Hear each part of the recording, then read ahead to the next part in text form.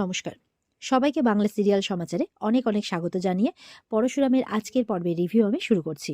তো শুরুতেই যেটা দেখা যাচ্ছে যে তটিনী কিন্তু নিশার সাথে কথা বলছে। আর কথা ফোনে চলছে আর কি, যে আমার ডক্টর লাগবে, I can't take the pain, তাই বলছে। তো বলছে হ্যাঁ তুমি কোনোভাবে বেরোনোর চেষ্টা করো, ক্যাব নিয়ে নাও, আর আমাদের টিম রেডি আছে, তাই বলছে। হ্যাঁ বলছে ঠিক আছে।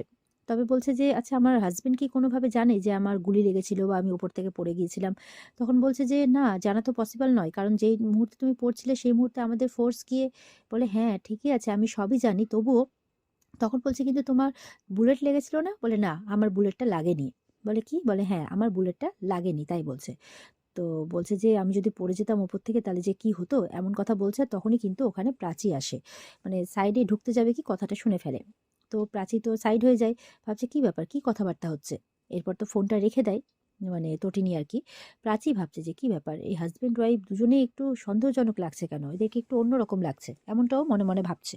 ওদিকে দেখা যাচ্ছে স্পেশাল ব্রাঞ্চের পুরো টিম, মোহিত স্যারও আছেন। সেই ঘটনাস্থলে গিয়ে পৌঁছেছেন আর বারবার দেখছেন যে উপরতলা থেকে ওই নিচে তটিনী পড়েছিল। মানে এই ব্যাপারটা বারবার করে ইমাজিন করছেন। তো বলছে নিচে নাকি ব্লাড পড়েছিল। নিচে তাকিয়ে দেখে কেউ ব্লাড কোনো কিছুই নেই।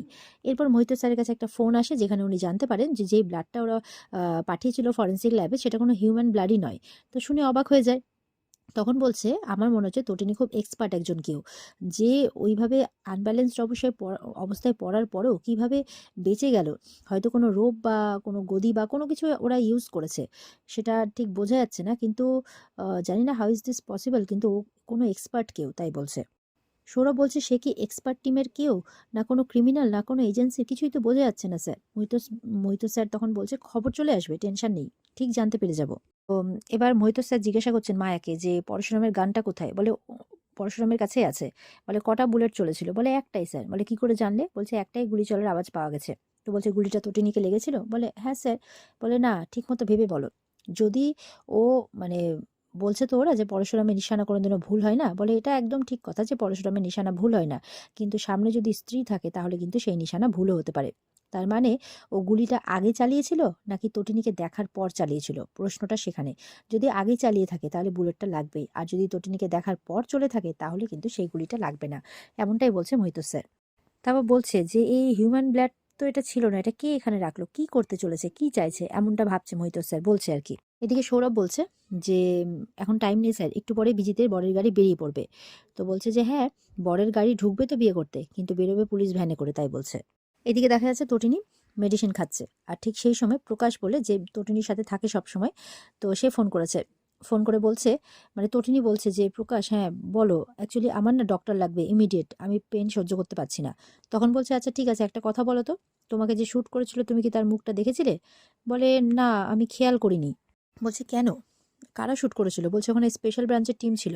মায়া, সৌরভ, বলরাম আর পরশুরাম। যে তোমাকে শ্যুটটা করেছিল সে পরশুরাম ছিল। আর আমরা যদি পরশুরামকে খুঁজে পাই আমরা কিন্তু ডাইরেক্ট শ্যুট করে দেব।" এই বলে ফোনটা কেটে দেয়। তটিনী অবাক হয়ে যায়। সঙ্গে আবার ফোনটা রাখার আগে এটাও বলে যে, বিজিতের বরযাত্রী গাড়ি কিন্তু বেরিয়ে পড়েছে। তো বরযাত্রী কোথা থেকে পেল? তটিনী প্রশ্ন করে। তো বলছে ওর পুরো টিমকে নিয়ে আসছে, জানে যে এখানে কিছু একটা হবে।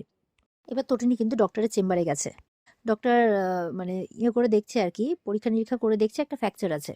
তো তাই বলছে যে, "আপনি একজন গৃহবধূ হয়ে আপনি এইভাবে ফ্র্যাকচার হওয়ার তো কথা নয়। তো আপনার কিভাবে কি হয়েছে এটা? আপনি কি করেন?" তখন ইয়ে বলছেন, প্রকাশ যে গেছে সঙ্গে, বলছে যে, "ওসব নিয়ে আপনাকে ভাবতে হবে না। আপনি শুধু প্রেসক্রাইব করুন যে কি করতে হবে। উনি সুপার উইম্যান। উনি সবকিছু পারেন করতে।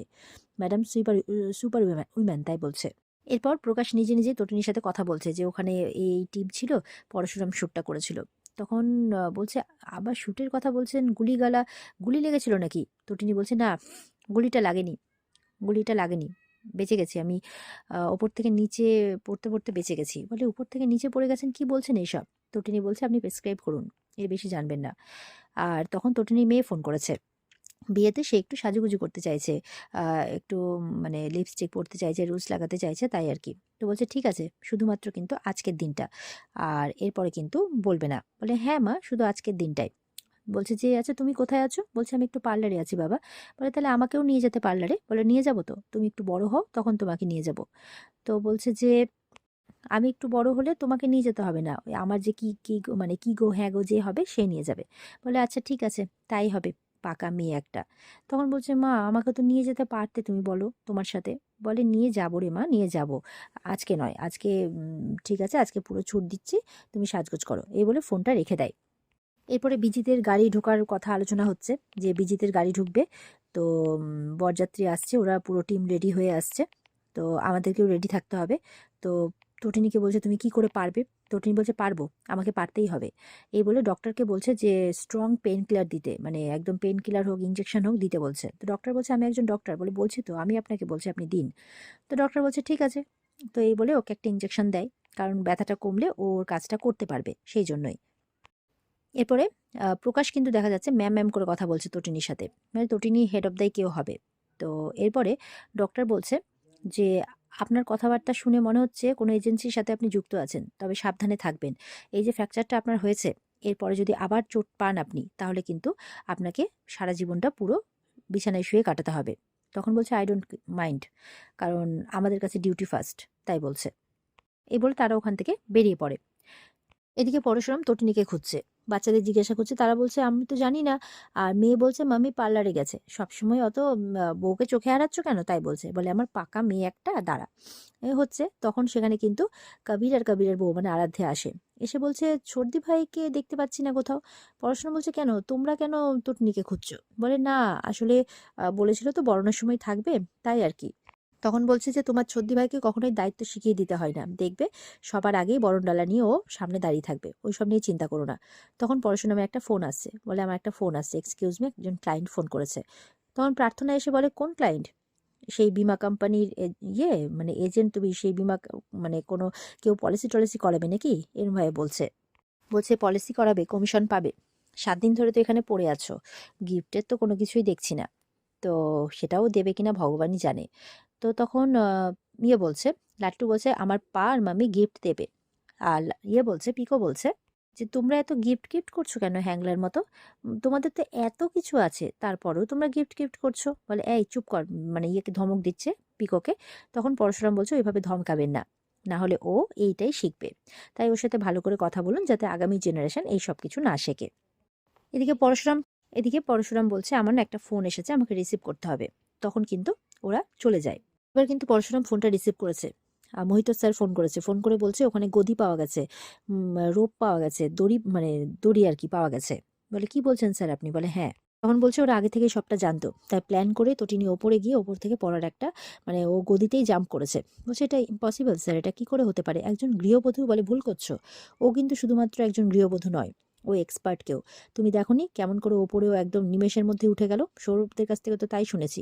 বলে, হ্যাঁ স্যার। পরশুরাম কিন্তু তখন সেই ব্যাপারটা, মানে ওই যে একদম ঝটপট করে মই বেয়ে উঠে পড়ছিল একদম ওপর দিকে, একদম কোনো এক্সপার্ট না হলে অত তাড়াতাড়ি সেটা করা সম্ভব নয়, সেটা ভাবছে। আচ্ছা, তুমি কি তটিনীকে আগে দেখেছিলে না আগে শ্যুট করেছিলে? বলছে, আমার খেয়াল পড়ছে না স্যার, আমি শ্যুট আগে করেছি না ও আমাকে দেখেছিল, কোনটা আগে হয়েছিল আমার সত্যি সেই সময়টা কি ঘটেছিল আমার সত্যি মনে নেই। তখন বলছে যে ও এক্সপার্ট মেয়ে, তুমি শ্যুটটা করনি কেন? বলে, কি বলছেন স্যার, শ্যুট করলে, ওকে শ্যুট করবো স্যার, শ্যুট করলে তো ওর লেগে যেত। বলে, ওর কিচ্ছু হতো না, ও এক্সপার্ট মেয়ে, সেটা তুমি খুব ভালো করেই জানতে। ও সব কিছু নিয়েই নেমেছিল, ওর পুরো টিম ছিল ওখানে, একাধিক লোক ছিল সেখানে। এবার মোহিত স্যার কিন্তু বলছে, ও যেভাবে পড়েছিল, আমি যা বর্ণনা শুনেছি তাতে মনে হচ্ছে ওর বডিতে কোথাও না কোথাও কিন্তু চোট এসেছে। বলছে, কারণ তুমি যেভাবে শ্যুট করেছো, ও যেভাবে পড়েছে সেইভাবে শুনে নিজেকে কন্ট্রোল করে, আমি তো ভাবতেই পারছি না যে কিভাবে কি হয়েছে। মোহিত স্যার বলছে, আমি জানি না কিভাবে কি ঘটেছে, আমার পুরো ব্যাপারটা ইম্পসিবল লাগছে। তখন বলছে আর কি, পরশুরাম আপনি ভাববেন না স্যার, আমি দেখছি। তারপরে পরশুরাম বলছে, বিজিতের গাড়ি আসছে স্যার। তো বলছে, বি কেয়ারফুল, হাতে নাতে ধরতে হবে কিন্তু। বলছে, ইয়েস স্যার। এই বলে ফোনটা রেখে দেয়। আর কিছুক্ষণের মধ্যে তটিনী ঢোকে। তো তটিনী কিন্তু খোঁড়াতে খোঁড়াতে ঢুকছে। বলছে, কার সাথে কথা বলছিলে? বলে, ক্লায়েন্ট ছিল। তখন বলছে যে, তুমি কোথায় গেছিলে? বলছে, পার্লারে গেছিলাম, ওখান থেকে ভাড়ার ঘর। বলছে যে, ভাড়ার ঘরটা কি? মেয়ে জিজ্ঞাসা করছে, হোয়াট ইজ ভাড়ার ঘর? বলে, ওফো তুই চুপ কর তো। তখন বলছে, আর বলো না, বিয়েবাড়ি না, কত কি জিনিস রাখা টাকা, কত কি করতে হচ্ছে। তো বলছে যে, ঠিক আছে। দিয়ে তটিনী বলছে, একটু দাঁড়াও। বলছে, আমি শাড়িটা চেঞ্জ করে নিই, তারপর বিজিত আসলে বরণডালা নিয়ে পৌঁছে যাবো বরণ করতে। এই বলে যখন যাচ্ছে, তখন খুঁড়িয়ে খুঁড়িয়ে যাচ্ছে তো। পরশুরাম বলছে, খোঁড়াচ্ছ কেন? তটিনী কিন্তু অবাক হয়ে দাঁড়িয়ে যায়। পরশুরামও বেশ অবাক হয়ে সন্দেহের চোখে তটিনীর দিকে তাকিয়ে আছে। আর এখানেই কিন্তু আজকের পর্ব শেষ হয়ে যায়। তো এই ছিল আজকের পর্বের রিভিউ। ভালো লেগে থাকলে পর্বকে লাইক কমেন্ট করে জানাতে ভুলবে না, আর আমাদের সাথে জুড়তে চ্যানেলকে সাবস্ক্রাইব করতে ভুলবে না। দেখা হচ্ছে তোমাদের সাথে আগামীকালকে। সবাই খুব ভালো থাকবে। আজকের মতো পর্ব এই পর্যন্তই। টাটা।